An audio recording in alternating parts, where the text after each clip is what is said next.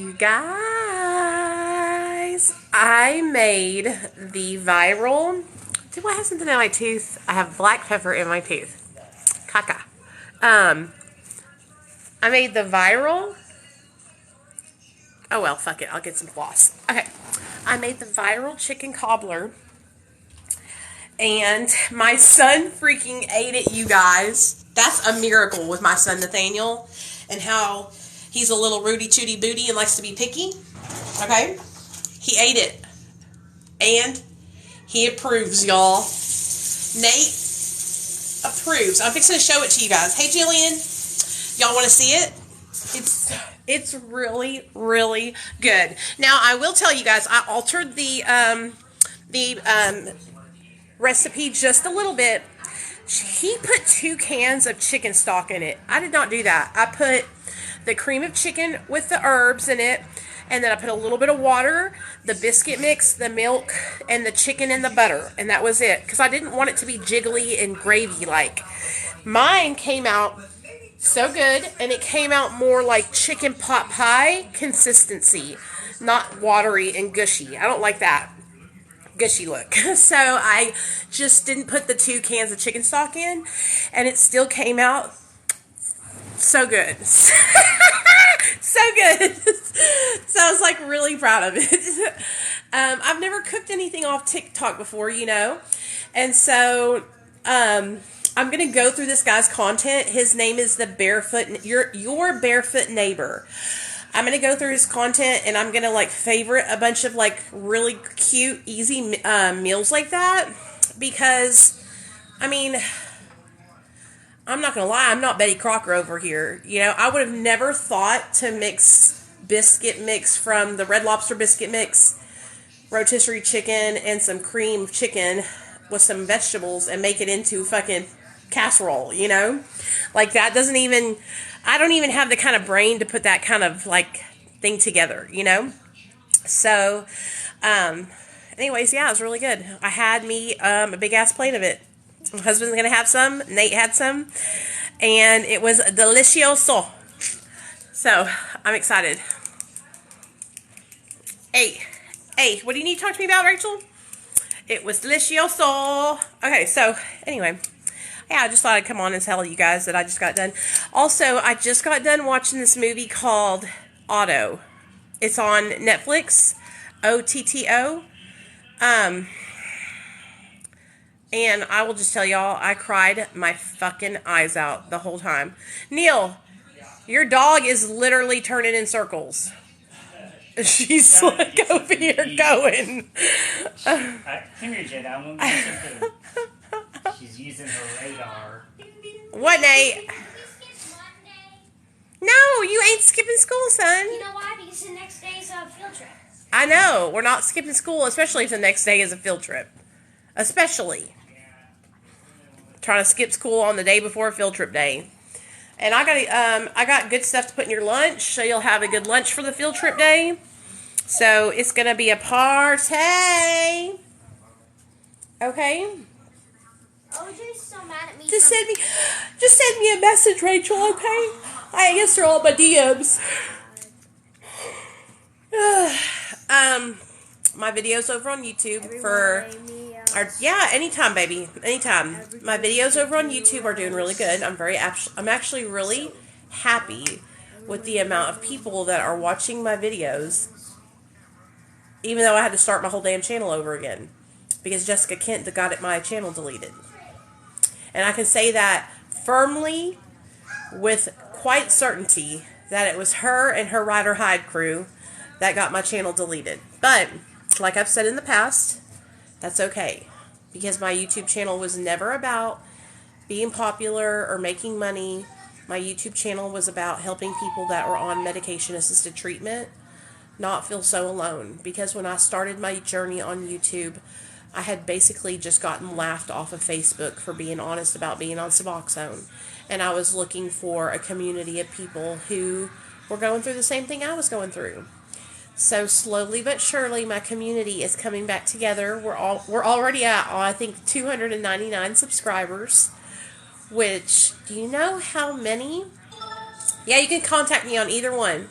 Do you know how many years it took me to get 100 subscribers on YouTube the first time? And now I have almost 300 in less than 30 days. So let's use our mathematician brains. So it hasn't even been 30 days yet, and I have almost 300 subscribers, okay? So let's say I average 500 subscribers a month, which is like a fine number, right? Whatever. Today, we are in the month of what? April? No, May. June, 500, that will be 1,000. July, 500 will be 1,500. By the time we get to the end of the year, we'll be pushing 300, 3,500, 4,000, some shit like that. Okay? She's doing great. I just talked to her yesterday on the phone. And we'll be back to, because here's the thing, what a lot of people don't understand is just in the last year, I gained like 15,000 subscribers. No, more than that, 20,000. I gained 20,000 subscribers in less than a year because of shorts on YouTube. Okay, and so a lot of people don't understand that with YouTube shorts, there's a whole demographic of people on YouTube that don't watch your long form content. They just watch the shorts. So I just got to continue uploading all my shit that I used to upload onto shorts and onto my long form content. And by the time the end of the year's here, we'll be at a pretty good amount of subscribers over there, which, like I said, it's not about the number. It's about the people that were subscribed to me before finding me. You know what I mean? Because a lot of people don't even know I made a new channel. Because I was like, I was nervous to make a new channel because I thought I could get in trouble. But then I was like, how am I going to get in trouble? What's the worst thing they could do to me? Delete my other channel and I'll just make another one. Yeah, Mindy's doing really good. Mindy has a full-time job. She's going to work. Her children asked her not to be on social media. And so she's not going to be on social media. She cares more about her kids and their wishes than being on social media and being, doing all the bullshit. Because, at the end of the day, her job and her livelihood is not social media. Neither's mine. She owns her own business. She works a full-time job. And she, it's not... Some people have to be on social media, you guys, because this is how they make their living, And imagine when it starts getting toxic and stuff, and people are like coming at you from all directions, and you have to make videos anyway because you have to, because that's how your livelihood. Social media is so toxic in that sense when you're like going through trauma or chaos with other creators. Like, imagine not being able to take a break from that, And so. But some creators bring it on themselves. So, to each their own. All I'm trying to do is upload content to help people that are in recovery. Specifically, but not limited to, my MAP people, I put that video, the live stream I did the other day with you guys, on my YouTube channel, where we were talking about what body brokering actually is. And a lot of people are seeing that video, and I'm so glad that people are finding it. Because, it's one thing to, not like somebody, and it's, but to accuse somebody of being a body broker or have their channel taken down because you don't like them, that's just bitch shit. You know what I mean? So, I'm going to keep standing up for myself, because I'm not a bitch. I'm not going to sit there and stand down because somebody has more subscribers than me. What does that really mean in the grand scheme of things, Doesn't mean shit. What's important is I'm sober, I'm honest, I have integrity, and that's what's important. How many people can say that? A lot of people can't say that. So, I'm honest to a fault. A troll came over on my YouTube channel, and I say troll because they were trying to be kind of snotty with me. I had talked about overtaking diet pills on my friend Kevin's channel. Diet pills like you buy over the counter, right? And I talked about it because I don't lie about anything that I struggle with, okay? And this person came and commented on my channel and was like, yeah, you talked about this. Yeah, I talked about it. That's the difference between me and Jessica Kent, is I talked openly about my struggles. I don't lie and say that it's not happening. I don't tell people that they're seeing things when I do things right in front of their face, you know, and that's what she continues to do, is gaslight and lie to her audience. You know, you can't put your boyfriend on camera jaw-jacking his ass into oblivion and then tell everybody that they didn't see that when we are seeing it with our own eyes. And I will continue to talk about this until I'm blue in the face, because it's wrong. It's wrong. And I'm tired of the lies and the hypocrisy from her end when she acts like she's holier than thou and she's doing the same exact thing, you know? So stop lying. Crystal, thank you. Thank you. I was the same way since the beginning of time. Okay, since the beginning she put her first video up. It was her demeanor and her tone of voice when telling and talking. It was fake. It was fake. Okay, and I said the same thing and people were like, oh, you're just overreacting, Nicole. So I was like, okay, I'm going to give her the benefit of the doubt, you know? And so I did, and stupid me, because then she came out, I'll never forget it. It was like 2019, maybe, yeah, 2019, I think, maybe, yeah, no, 2018, 2019. And she had came out with a video about Suboxone and how she can't believe that doctors keep people on Suboxone long term. She thought it was crazy. So I messaged her on Instagram and I was like, hey girl, I want to talk to you about your Suboxone video. Like, a lot of people look up to you in the recovery community. Your channel's growing rapidly. Like, we really need to talk about this. And she ignored my message. And I know she's seen it. So I made a video calling her out. Well, wouldn't you know, the minute my video got a little traction, she was messaging me in the Instagram DM saying, can we talk on the phone? So I called her and I talked to her on the phone. And she said, I was in a dark place when I made that video. What? Like, when I tell you guys verbatim, her words were, I was in a dark place. This girl was practicing her YouTube fuckery since the beginning of time, okay? Her YouTube, let me throw on a gray hoodie, no makeup apology video. Shit, okay? I was in a dark place. So she gaslit me and talked me into taking my video down because I'm a nice person, right? She was crying. I felt bad. She said she was in a dark place. I said, okay, as long as you see that you were wrong and that Suboxone and MAT treatment are important parts of recovery for people, and you don't need to make videos about that anymore, right? So she took her video down, and I took my video down. I went on about my life. And I really didn't care about her. I fucking didn't watch her channel. I unsubscribed from her channel, and I went on about my life, you know? Until her and Mindy became friends, and me and Mindy were friends. And when Mindy became friends with her, I said, girl, I don't know why you want to be friends with that girl. She is faker than fucking faux fur, okay? I don't know why you want to be friends with her. Why do you want to be friends with her, you know? I could not see the appeal. Well, they were friends, so I said, okay, I'm going to bury the hatchet, and I'm going to be nice. So I was being supportive and giving her compliments when I would see her in passing in comment sections and live streams and that kind of thing, because I was trying to be an adult. Okay? Well, that's when she decided to try and throw Mindy underneath the bus when they had a disagreement. And that's all it had. That's all the fucking recognition. That's all the triggering I needed, okay? Because I had been waiting for the beginning of time. And like I said, but I'm not like, you guys got to understand something about Jessica Kent. She's very calculated, and she's very, I'm not diagnosing anybody with any mental illnesses or anything like that, but like, she has antisocial personality disorder. She said it out of her own mouth.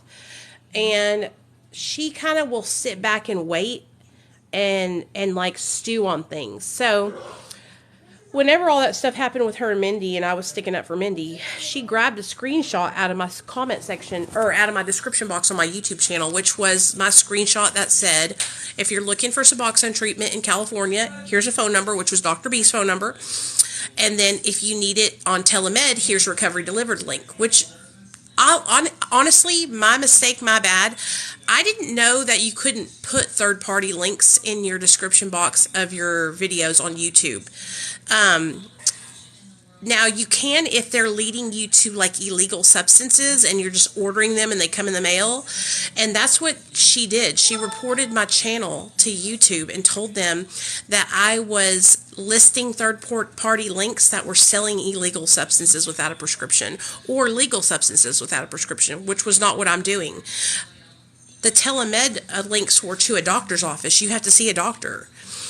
But she led them to believe that they were third-party links selling substances, and my YouTube channel got deleted. But I was none the wiser. I had no idea, didn't even think it was her, right? Like she was the last person I thought it was, because the day before my channel got deleted, I came onto TikTok and I was like, hey guys, we don't need to talk shit about Ashy Cat. Y'all know Ashy Cat. Anytime you say her name here on TikTok, you get either a lot of support or a lot of hate. 99.9% of the time, it's going to be hate. So I had made a video supporting her and saying we shouldn't bash her. I know she's pregnant. People were saying she was using, and I was saying if she is using, we shouldn't bash her. We should try to help her, right? The next day, my YouTube channel was deleted. So I just thought it was the Ashy Cat crew, because they're pretty powerful too. When I tell you guys, these people will go to any lengths, okay? And there's a lot of them that hate her. So in my mind, I just thought that's what it was. And I went on about my day and made a new YouTube channel. No harm, no foul, you know? Because I wasn't, I had lost monetization on my channel like a month before that. I never got paid a lot because I go live on my channel and my videos are hours long, right? So I was only making like $150 a month off my YouTube channel. So it wasn't like anything that me and my husband depended on. In fact, most of the time I would just take the money and spend it on an opal ring or something without my husband even knowing. So the money never even really hit our bank account because I was spending it. So I thought, oh, well, the Ashy Cat crew got my channel deleted. And then as I thought about it a little deeper, I thought, well, it could have been the subreddit too, because there were some people in the Jessica Kent Snark subreddit, the first subreddit with 1K, that really didn't like me. And I accused them of being part of it, which was wrong. They were not part of it at all. I truly 100% believe that they were not part of it at all, and neither was Ashy Cat's crew. After Jessica posted the video with Jason tweaking in it, she took the video down really fast, but a lot of people got screen recordings of it. And a bunch of us made videos going, dude, what the fuck? Why would you put your boyfriend on the internet looking like this, you know?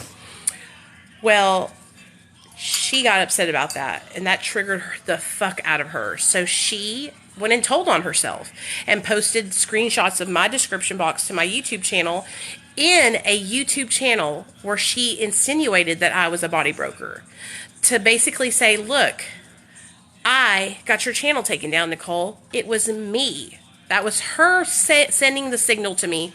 It was me, ha ha ha ha ha, because she was so triggered that here's the thing with Jessica. Jessica cuts her nose off to spite her face. Okay, she puts her own bullshit out there accidentally every time and then pulls it off. So the other day, like at the beginning of this week, she posted a video on YouTube called The Story of the Infamous Jason Forrester or whatever, right? And in the video, she's trying to, I'm going to show you guys real fast. I'm going to show you all the video, okay? Because a lot of y'all have no idea what I'm talking about. So she posts this video with him in it, and I'm going to keep talking about this until I'm blue in the face. So if you get tired of hearing it, I'm sorry, but I will be damned if somebody accuses me of being a body broker when I've worked so hard to literally build my reputation in the recovery community as somebody that can be trusted, somebody that will help you no matter what kind of pathway to recovery you choose, and somebody that is honest. So she fucked with the wrong one. I will talk about this until the day I die. Okay? Okay. Now, let's go into the video with Jason. Now, y'all got to see this. It's pretty fucking bad. It's actually really sad. And like I said, I don't hate Jason. I don't know Jason. And I don't hate him at all. I feel bad for him because I feel like he's kind of just like he's just kind of like she's using him. She's using him because Reese and her broke up.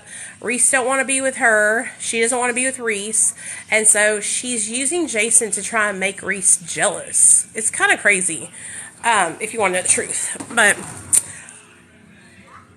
let me show y'all the video, okay? I gotta shut the door so y'all can hear it. This is Radiant Brit's video. First-hand accounts that have okay. come from. So, let's go. Bop, bop, beep, bop. Start with.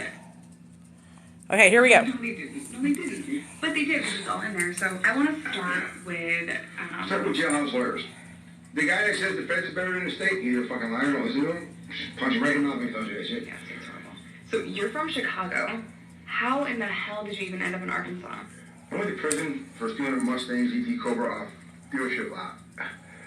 Somebody set it up. I went on my tow truck, grabbed that thing, and drove out of there. Well, there was stickers all over the windows. And some good Samaritan dickhead at the fucking muffler shop across the street called the cops. So I pulled out of there in an old raggedy ass tow truck that had a light bar, a hook and hook, which is when you back up and just steal it. With this $90,000 car in the back of it. This is 2003. The cop's like, this ain't right, when he came behind me. Now, my first instinct was smash the gas, do like 70 miles an hour, and I could hit the clamp and let the car go, and it was take the squad car. That's her boyfriend, Crystal. But my buddy's like, no, pull over, we can get out of this. There was no way we can get out of this. So we pull over, the cop's like, what's your name? I don't even answer no question. I just sit there because I know I'm fucked. Because it's got the price stickers and shit on it. So I go to prison, I come home from prison, we still own this own company. I was in prison for 2 years. I got 3 years sentence. That's Jason, her new boyfriend, the one she replaced Reese with. For a possession charge I have my buddy. Is he speaking English? I'm putting his name on the fuck him. And stealing a Mustang Cobra off of the lot. So, the whole story's pretty good too, you know. He thinks he's smart, he brings... Okay, let me show you Jason's baseline, though, what he's like normally, okay? Because you have to understand, because listen, I'm a tweaker. I'm a recovered tweaker. I used to shoot meth, okay, for years. As you can see, I have them all on the very top of the search. Yeah, that's her on the bottom. Okay, I want to show you what he looks like, his baseline of what he looks like. Look at how his... Hey everybody, it's me again. Welcome back. For those of you that don't know me, Schuyler Federal Prison, 10 years. Back at my house now, readjusting. And, you know, people come around, hang out, kicking and stuff. Okay. I want to ask you guys, okay, can you tell a difference? Do you see a difference in the video I just showed you with him in it? And the video, let me show you for a little bit longer time while he's talking, just to be on the safe side. And they'll be hanging out, and I'll just go in the room and go to sleep. They'll be like, man, how can you go to bed with all this noise going on? I'm used to the noise, you know? It's hard coming home and there's no one around, there's nothing to do, it's boring. You know, when you're around people for so long and doing things for so long. Okay. So, can you see a difference? Okay. So in the first video, he was either coming down or had been up for a while, right? The last one, he was very slurred in his speech. In this video right here, this is him at baseline. This is him, to me, this is him sober or maybe on day one of using, okay? On that other video, it looked to me, because I used to shoot meth, so I know, that he had been up for a couple days and was maybe coming down. Or, you know what I'm saying? Like after a 3 or 4 day bender, because when I would slam dope, I would lose power over my extremities and my mouth would go like this. I know it was the craziest thing. It still tries to do it sometimes when I get excited. I'm like, you know what I mean? So anyway, and he's obviously lost weight, you know? And so poor Jason, like I said, I have nothing against Jason. If Jason watches my videos and he sees my videos, like, dude, I'm sorry that you're being used as a pawn in the middle of all this bullshit. You know what I'm saying? Like, for real.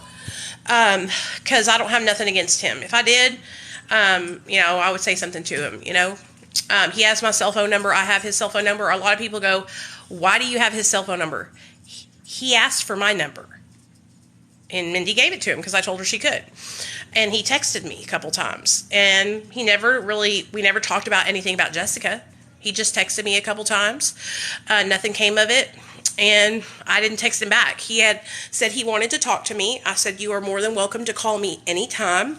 And he said, okay, I'm in a parole class or something like that. And I said, okay. And I said, whenever you're done, give me a call. And he never did. So I didn't push the issue, But I'm sure he was just going to try and either call me to talk to me or talk to me to threaten me, which wouldn't scare me a bit. Because I live in Arkansas where tweakers like him are a dime a dozen. Okay, this kind of stuff happens all the time. I used to run around with people like him. It's not anything to be afraid of, or he's harmless unless he's like trying to steal stuff from you or steal your car or something. Like, I'm not worried about him. But a lot of people saw that first video that she put up because I think it had like 25,000 views on it.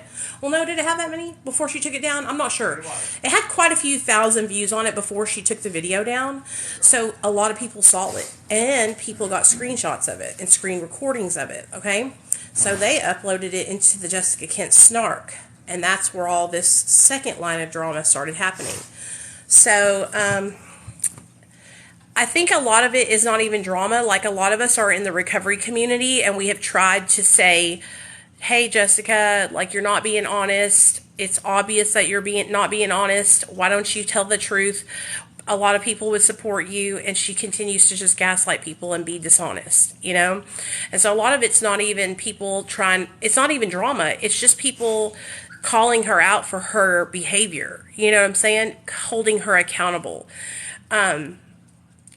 So it's kind of unfortunate because she has a huge YouTube channel, and to be so irresponsible and to place content on your channel calling people body brokers when you don't even know what a body broker is, apparently, and accusing me of being a body broker in that video, and people watching your channel know that you're talking about me and the company that I work for, it's defamation.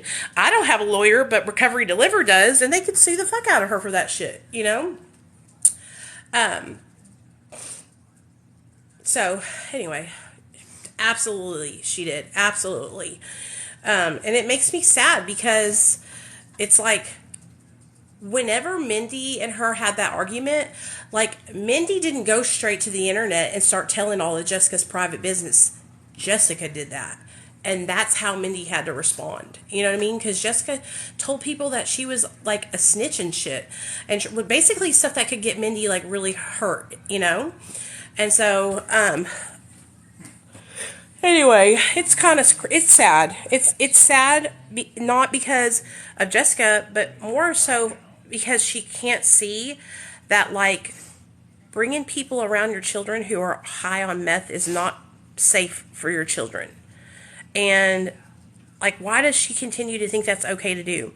People had screen recorded her video with Jason in it. With his paperwork in it, and she was going through his paperwork. And she was talking about making a book out of his life. And it's like, Jessica, why? Jason's life is no more exciting than any run-of-the-mill tweaker. Like, he doesn't want to be a famous social media influencer. If he did, he has a YouTube channel. He could be making content, But it's kind of crazy that she sits there and is like, thinks it's cool that he has been to prison. She thinks it's cool that he's beating up people in prison, whether they're chomos or not, right? Like, violence is not a good look for anybody, especially when you have young kids living in your home, So, yeah, my YouTube channel is growing. I'm proud of it. I'm glad that it's growing. So, you know what? He actually reached out to me in an email, and so I messaged him. He sent me a cell phone number, and I messaged him, and he sounds like he's doing really good. He sounds like he is more concerned about the well-being of his children than he is about being popular or being on social media, which he doesn't have social media, which I have a lot of respect for that. So far, so good. Sounds like he's doing great to me. you know, because I'm honest. Hey, Flowers, talking about being in prison with my son is being honest with my son, because I made mistakes in my life and I don't want him to make the same mistakes that I made. When I went to prison for possession of a controlled substance. You know what I'm saying? And so when I got into prison, it was actually the possession of the controlled substance that I had. Did I ever tell you guys what I really got caught with? It was really freaking crazy. I got caught with a syringe with residue in it. It wasn't even like a baggie or anything like that. And I had to do probation, right? They put me on probation for 3 years. Well, on my probation, I failed. I could not pass drug tests, you guys, because I wasn't ready to be sober. I was young.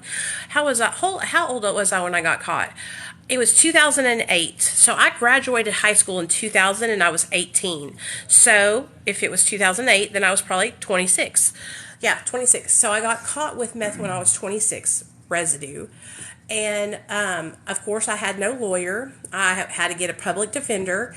They did call me and say, hey, come down to our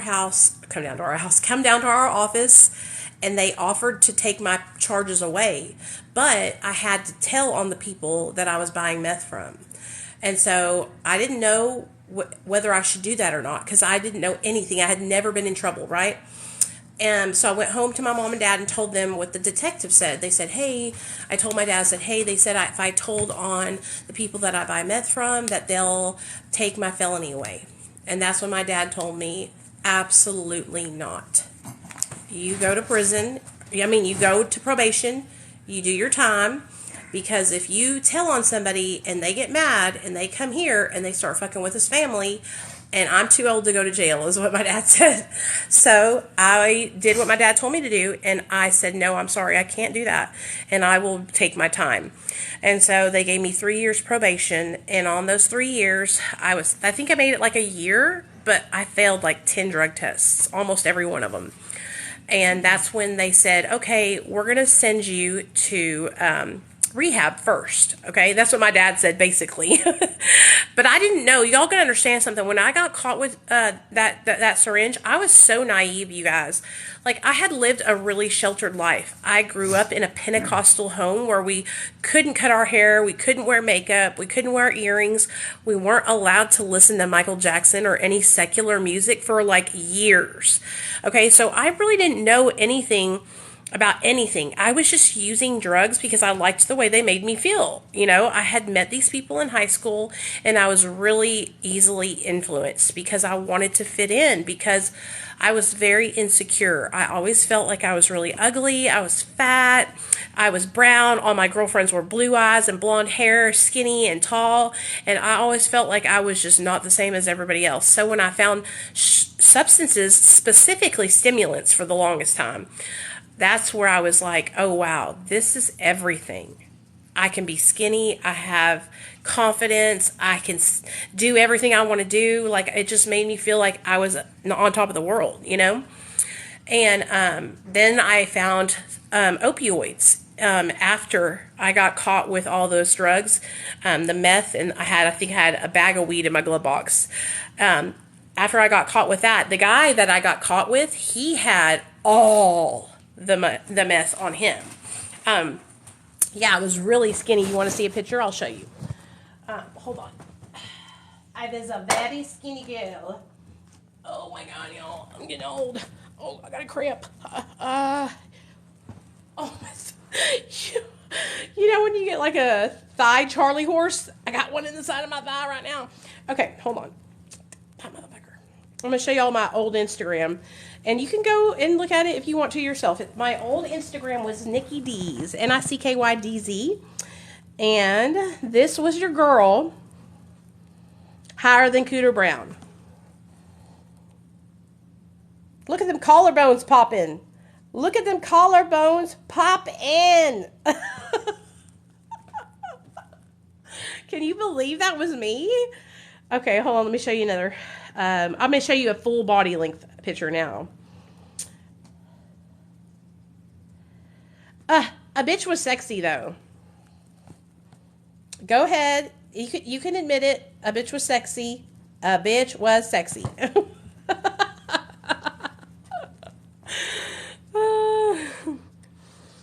Here's another one. I mean, you can see it. Okay. You can see it in my eyes that I'm under the influence and that there's no life left in me. But look at my eyes now. I'm like radiant and alive.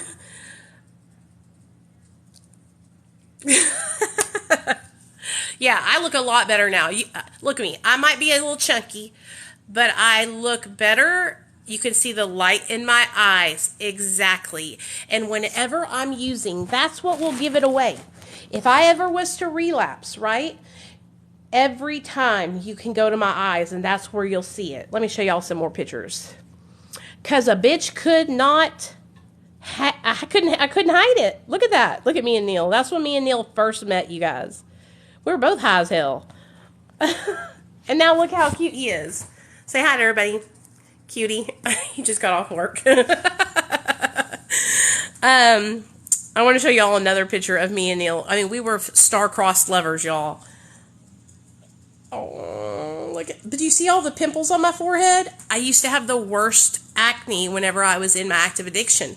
Let me show you a really good picture where you can see how bad my acne was. Right here, on my forehead.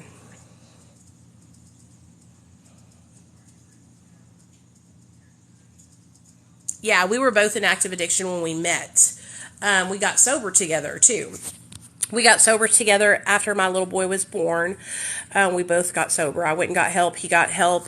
And we've been sober ever since. Our son has been alive for 9 years in July. And we have been sober for 8 of the years of his life. We were only high the first year he was alive. Which we wish we had never done that. Like, we have so much remorse and shame and guilt. And I think I deal with it the most because I'm the mom, you know. And my husband feels guilty and remorseful for me because he sees how much it bothers me that I did those things, you know. But I can't change the past. All I can do is continue to share to help other people, you know, and maybe make a difference in you guys' lives. And that's why I help people now, because it helps me stay sober. Like, I don't do this because I get paid to do it or anything. I help people get sober because it helps me stay sober. Like, honestly, if I didn't help people, I would be constantly focused on bullshit like Jessica Kent. So every now and then I'll have a relapse into my old drama destructive ways, which is happening right now because I'm focused on drama, which I should not be, and I know that. You know, I know that it's easy to get sucked up in this kind of like internet drama and stuff, and it's because I feel very passionately about the things that are being misconstrued about me. Like, calling me a body broker is such a huge slap in the face for me because that's so illegal and it's not anything like what I do, you know? And yeah, sure, I still get urges. And I try to, when I do make mistakes, like get wrapped up in drama, I'll come back after a couple days and make a video and say, I shouldn't have made those videos, you guys. I was mad, which is the truth because I know better. But sometimes you got to stand up for yourself or else people will walk all over you. And that is what I have learned here on social media. I could totally ignore all of it and not say anything. And people almost, they take that as oh, she's weak. She doesn't have the balls to stand up for herself. And so I stand up for myself, get it all out, right? Get the drama out, and then I feel better, and then we can move forward with the rest of our content. You know? We're all human. I mean, I'm only human. I'm not perfect. I never claimed to be. So, I still get urges.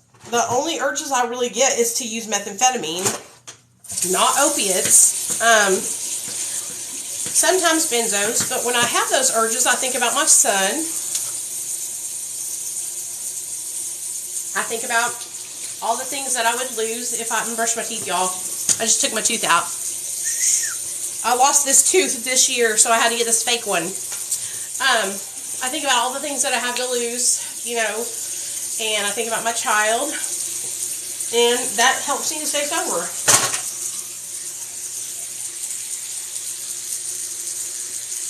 So, yeah.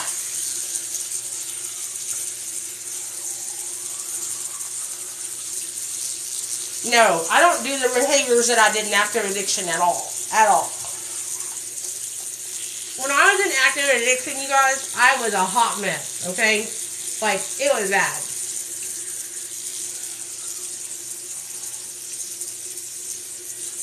And having my son taken away, like, honestly, was the hardest thing I've ever been through in my life. And I wouldn't wish it on my worst enemies. Not even Jessica Kemp. Okay? And that's the difference between me and her, is that I actually have a heart, you know? I don't want nothing bad for nobody, really. I just get pissed off a little bit sometimes. But, anyways, I'm going to get off here because my husband came to chill out with me for a little bit. It is 4:43. If you are a patron of mine, I will be live in an hour and 15 minutes over on our Facebook page. So, 6 p.m. Central. If you guys are on Patreon, I'll see you guys there. And thanks for hanging out with me and listening to what I gotta say. And if you missed this live, it's gonna go over on my YouTube channel. And yeah. What would you tell to your son to not try it? This is what I tell my son, and I've said it to him. I'll say it to him again. When you try drugs, they do make you feel good. That's the problem. Drugs make you feel like you're invincible, and that's how you become addicted to them, because they feel good. They make you feel the way you want to feel. But then what happens is they stop working, and then you're left with the feelings that you were trying to escape all along. Only those feelings are 20 times worse. And the depression coming off of the drugs, you thought you had depression before you got on them, and you was getting high to get rid of the depression? Oh, now the depression is suicidal. Now you want to take your own life. You can't live without those substances. So it's better to never try them so you don't get wrapped up in that. And that's what I tell my son. Love you guys. I'll see y'all later, okay?